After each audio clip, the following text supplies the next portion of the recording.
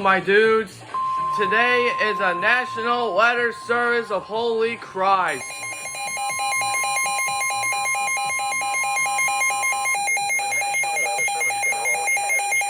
Thunderstorm warning for northeastern Harnett County, south central Wake County, southwestern Johnston County until 7 p.m. Another severe At 6:14 thunderstorm p.m., warning. Severe thunderstorms were located along a line extending from 9 miles southwest of Angier to near Lillington to near Dunn, moving northeast at 15 miles per hour. Hazard, 60 miles per hour wind gusts and quarter-size hail. Source, radar indicated. Impact, hail damage to vehicles is expected. Expect wind damage to roofs, siding, and trees.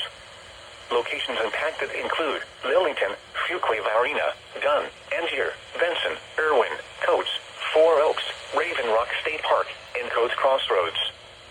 For your protection, move to an interior room on the lowest floor of a building.